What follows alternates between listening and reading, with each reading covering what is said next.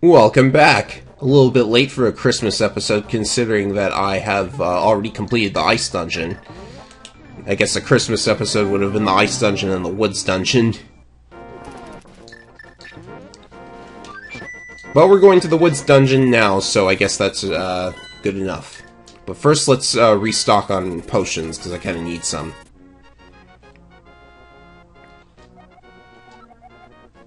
Dee-doo-dee-doo. Just getting the potions I need.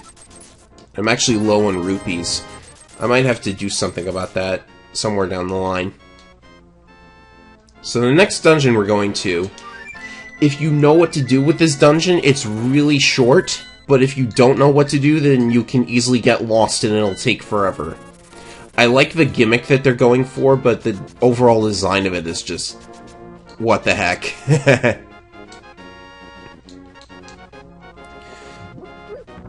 So we just gotta go through this portal yet again. We'll be on our way to Skull Woods. Oh, wow, whoa. Wasn't expecting that. Sometimes you can find those skull enemies under bushes in the Dark World. Here we are in Skull Woods. Now, I like this place because the entire area, the forest, everything, it can all be counted as the dungeon itself because there are like multiple entrances to the underground portions of it. And you kind of have to like peek around different entrances to find out where the heck you're supposed to go. But as I said, if you know where to go, this will take like 5 minutes at best. What am I hitting? What exactly? Oh, these are Gibdo. They don't get hit by the sword beam, apparently. Or they do? I'm weirded out. Also, level 3 introduces us to Wall Masters, which are very inappropriately named because they don't come from the wall. They come from the ceiling. Shouldn't they be called Ceiling Masters? I mean, like, Zelda 1 is the only game I can think of where the Wall Masters actually come from walls. Anyways, if you get caught by the Wall Master, you will be sent back to the beginning of the dungeon, which is not far away. And considering this dungeon has multiple entrances, they'll probably just send you back to wherever you came in. So yeah, nice place to introduce them, except...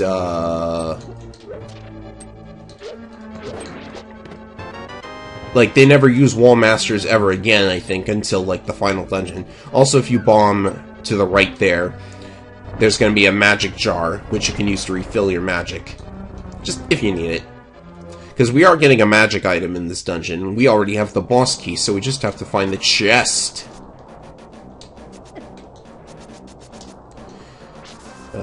It's quicker. There's a hole you can fall down in here, but it's quicker to just go in here. Like, why would you fall down any of the holes? Like, there's a bunch of red herrings. There's, I guess you'd have to... I guess... I'm not sure how you would get in there otherwise, come to think of it. I'm stupid. Don't do what I did there. This is hard because you have to be pixel perfect. Oh, jeez. I'm technically not doing what you're really supposed to. Okay, I got it. And here it is, the fire rod. And try not to bring your tail, it says. Is there a bombable wall here? How are you supposed to come in here? I guess you'd have to fall through a hole somewhere. Somewhere in the forest, and you can just dash jump to get back over the hole. I think you're supposed to use the hook shot, but we don't have that yet.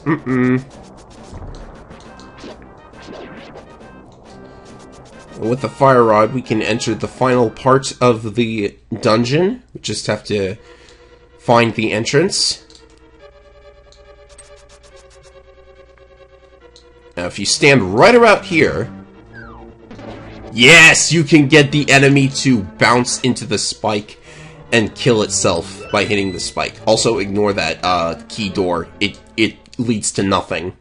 There's a lot of ways to waste keys in that dungeon, which is really strange because, like, you can't even take keys from one dungeon to the next in in this game. They stopped letting you do that. You could do it in Zelda 1, so you could like collect keys and then skip a bunch of rooms and stuff.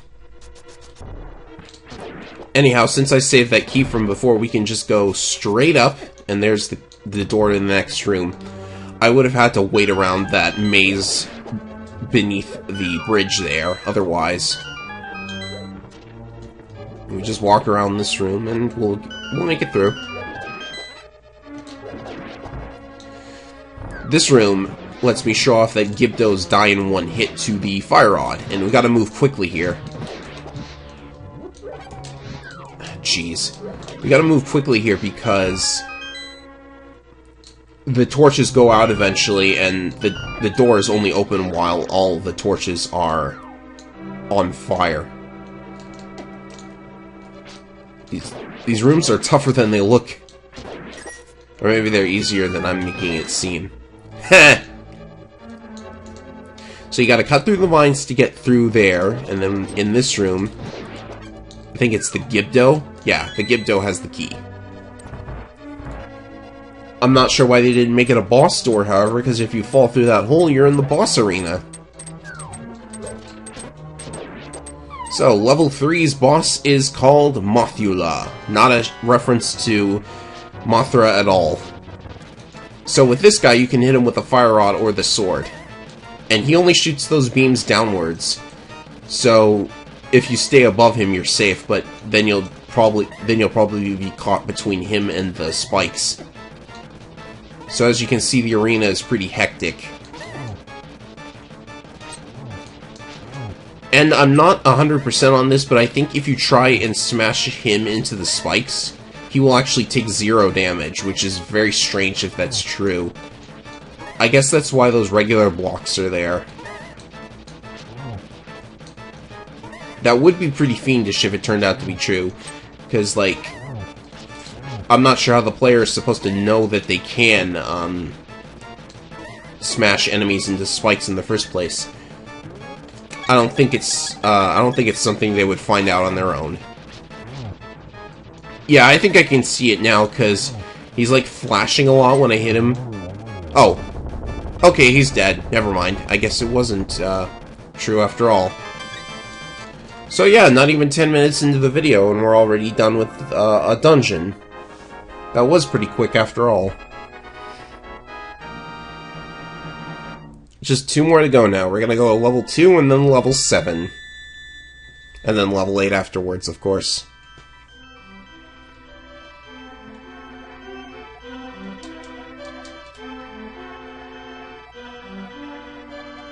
Ooh, a prophecy.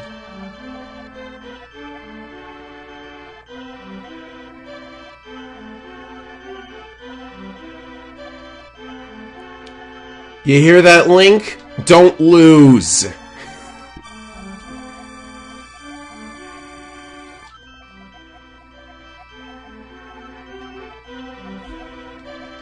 Yes, don't lose is very easy to understand. So now that we're out of that place, I should take... Well, I don't know what's faster, going through that part of the dungeon again, or just, like, walking back to the portal. But I have something I need to do, and I might as well do it right now. So we're gonna take care of that. So,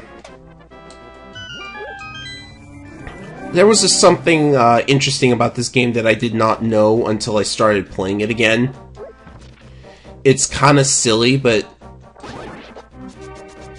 and it kind of makes well... We've already seen that this game has a sort of 90s game design about it. It's not, like, perfect. You know? So there's this guy. You need the Titan's Mitt to get to him, so I could have done this way the heck earlier.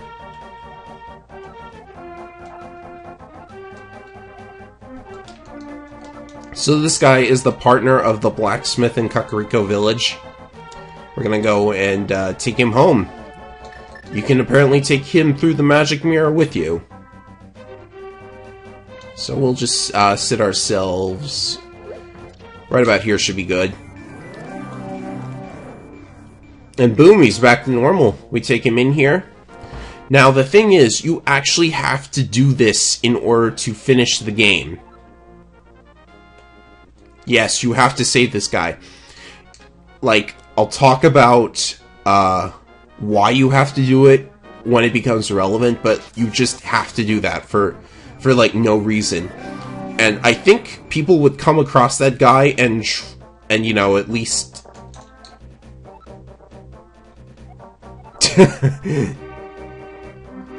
the key's locked in the chest. Let's just take the chest with us. So it's kind of silly that you have to save that guy. Saving him lets you upgrade your sword, but you don't have to, and I don't really think I want to. Like, for the challenge, because I like a chest. Oh, if you dash, you leave the chest behind. Okay, that makes no sense. Kind of annoying. Anyhow, if we take the chest up to this guy...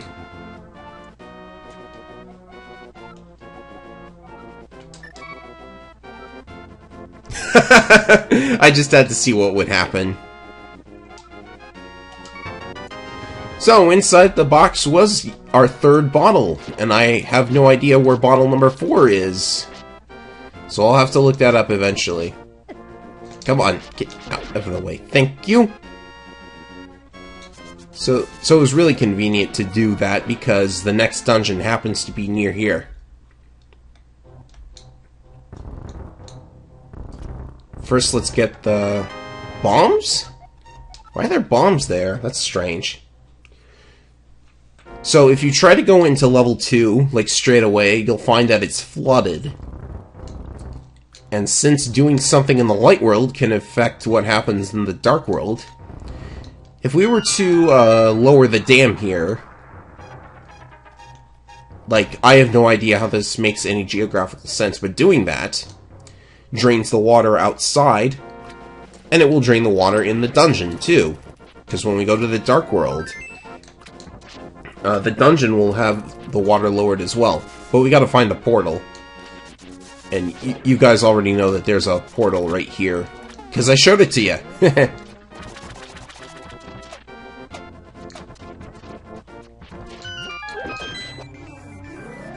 And here we are.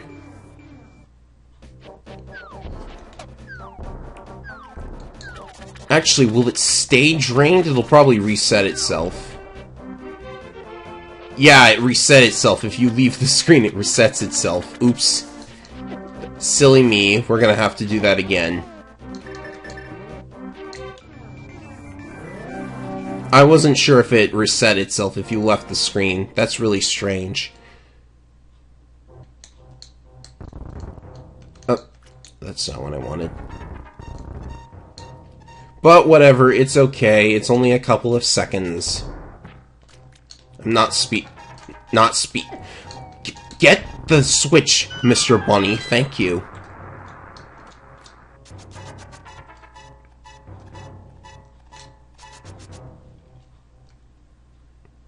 There we go. Then you just go in your portal and the water's drained in the Dark World too. For real this time. There we go.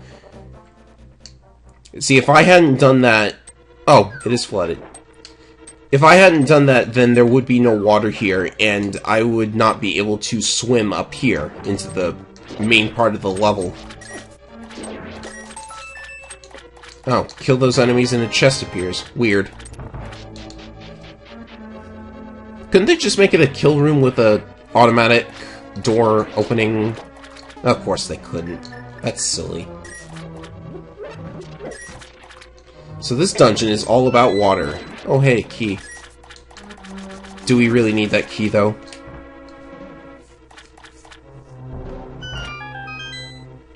My guess is we do.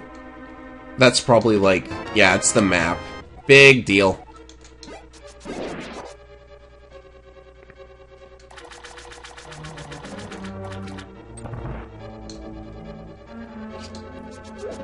So this dungeon is where the hookshot is. but we've managed to avoid doing it until the very end, so that's pretty nice. Key there.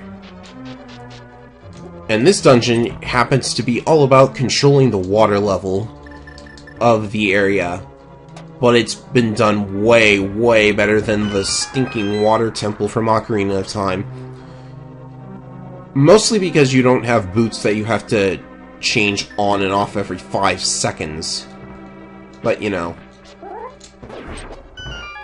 Enemies are going to be a little weaker, but since we have, like, our armor and stuff, that is a completely pointless room. I don't know why they did that. Caused me to waste a couple of my viewers' precious time. I'll also say this now, this is the only dungeon where you truly have to use the dungeon item on the boss. It's like, they didn't do that in any other dungeon except for really this one. You could use the dungeon item if you wanted to in the other levels, but not this one. So let's keep moving. This has been pretty linear so far.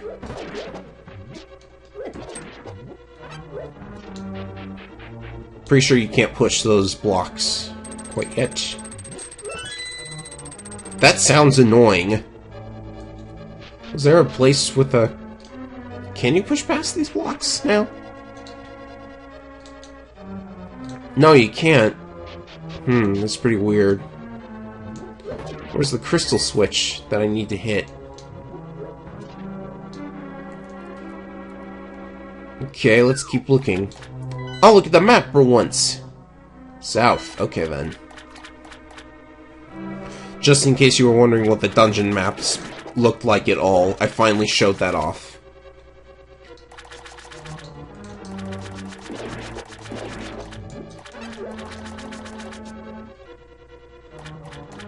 Okay, what? Oh, okay, there we go.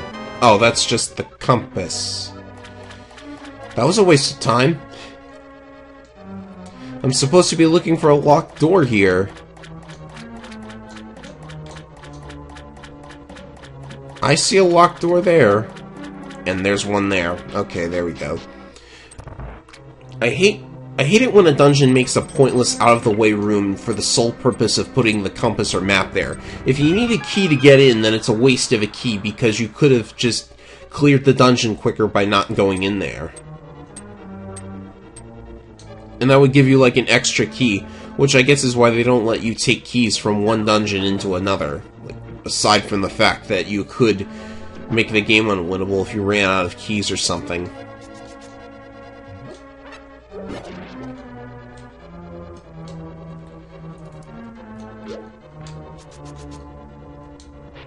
Alright, now we're moving where we need to.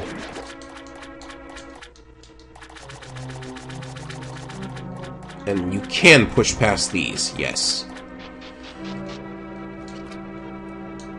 As long as we keep moving, we'll get through this eventually.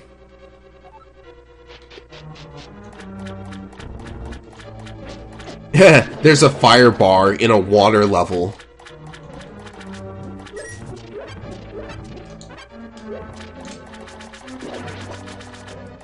Oh dear. Left or right? Let's go right.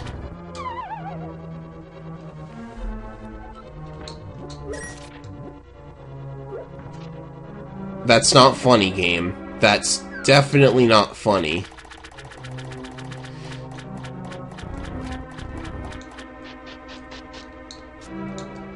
I really don't get why they did that there. It's just, like, a waste of a couple seconds because I can just climb back up here and be in front of the two holes again.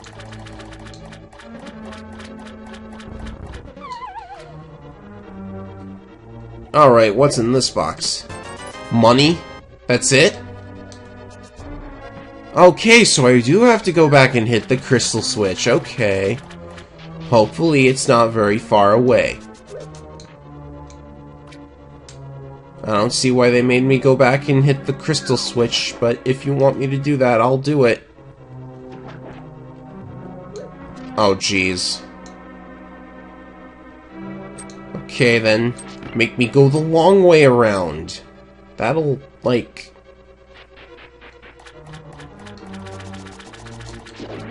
I really should have looked at, I really should have looked at a map of this place beforehand, but seriously.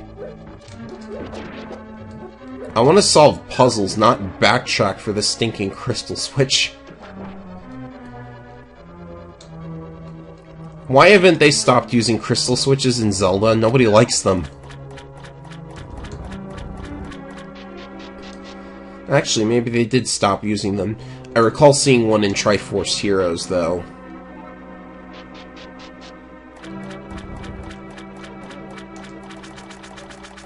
Triforce Heroes is a great game, for now.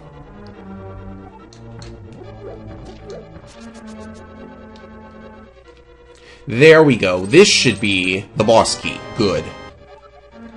Then we just have to go back over to the, big chest, because it was in a couple rooms back.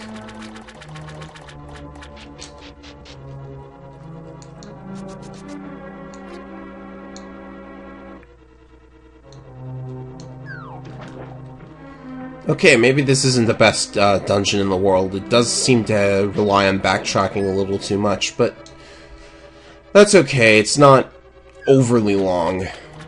Just kinda long. And we get the best item ever. Behold the hook shot. What? No, that wasn't a rabbit joke. It was a hook shot one. Boing! That was clever. Good job, Mr. Joke Writer. I like that, actually. So the hook shot does exactly what you think it does. It's one of the staple items of Zelda. How could you not know what the hook shot does? How could I not know what the hook shot does? I can't actually use it. Where am I supposed to be going with this thing? That's where I'm supposed to be going, over there. But I need a key. Darn it. Where did I miss a key? Uh-oh. Where the heck did I miss a key?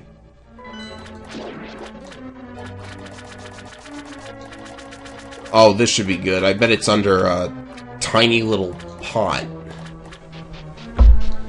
You know, if it were under that skull pot just now, I would be annoyed, shall we say. And it was! Well, I'm annoyed. It's like the one pot you don't think it's under has the key. They really needed that feature from Link's Awakening where the compass makes a noise if you're in a room with a key in it. Like, that would be really, really good for this game.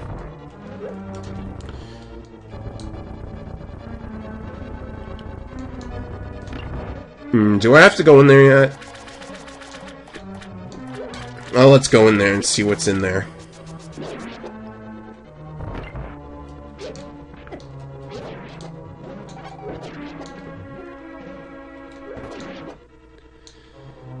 Go in here, down the stairs. I think this is the right way. Oh, it's not. Fantastic. That switch can only be pushed from one direction.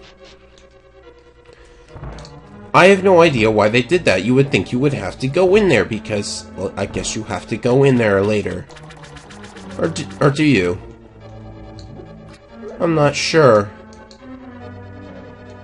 Oh, you do have to push the thing onto the switch for that door. I'm getting confused. This is actually confusing me, and I've played this game dozens of times, but I barely remember this dungeon because it was actually, you know, looking back, except for the boss, this place is kind of unremarkable. Okay, there we go. That's what we're supposed to do. Then you push this and the water drains. See, what was the point of there being this stairway right here, so you can come in from the left? What was the point? There's nothing stopping you from... Like, you can just walk down here after you come in from the right, so I don't really get what was going on in their minds there. Oh yeah, here's something that you probably won't get on your first time trying this. You can walk through the waterfall there. Don't know how anyone would figure that out on their first time going through it, but It's kind of cool, though. Maybe you would have to look at the map and realize that there's another entrance on your map. Actually, let me check right now. Which floor was I on? B2. Okay. So yeah, you would have to notice that there is a second entrance out of that room on your map. So that's fine. That's cool. It's pretty unique, actually. Sometimes the simplicity of the Super Nintendo and regular Nintendo is makes for some pretty interesting dungeon design after all. But we need a key. We need a key to get out of here. Come on. Ow, ow. Okay, time to find the key.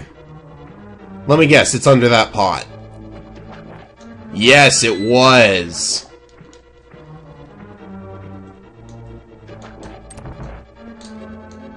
I'm semi-annoyed.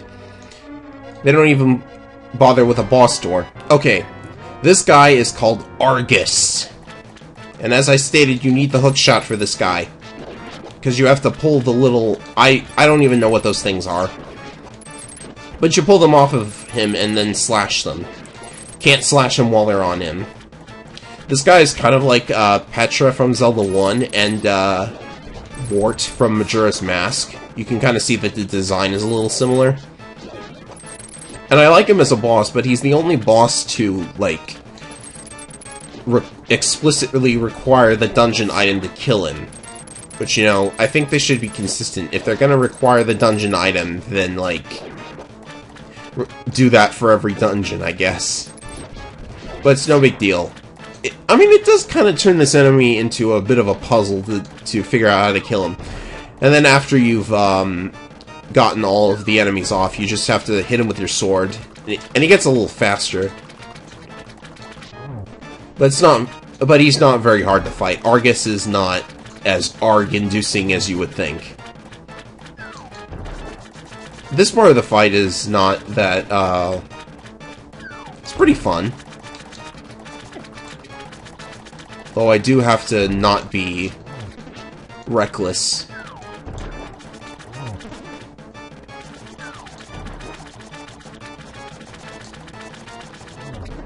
So eventually he'll give in. There we go. I don't know if dashing actually does more damage. A spin attack definitely does more damage, but dashing, I'm not sure about. Alright, 6 down and just 1 to go.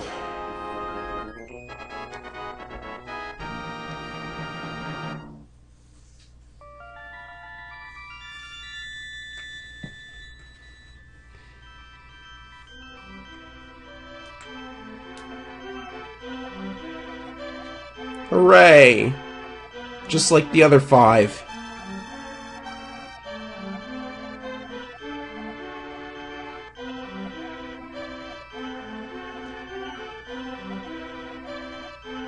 Yay! Ganon got name dropped finally!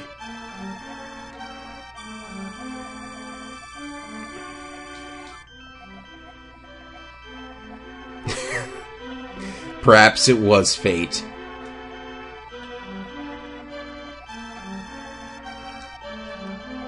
I'm not sure what taking the last 4 letters off the end of his name means, but whatever. We're good.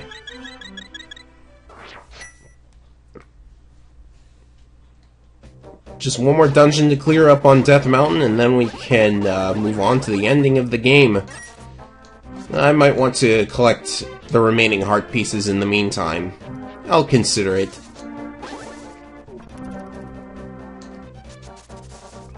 So then, is there anything else I want to take care of? There's a place you can bomb out here.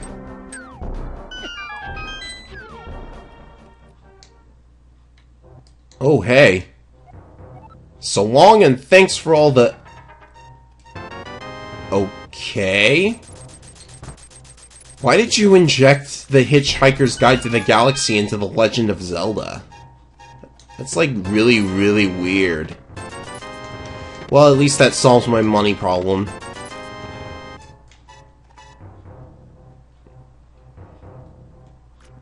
Of course, there's like about 10 more heart pieces I have to go and get.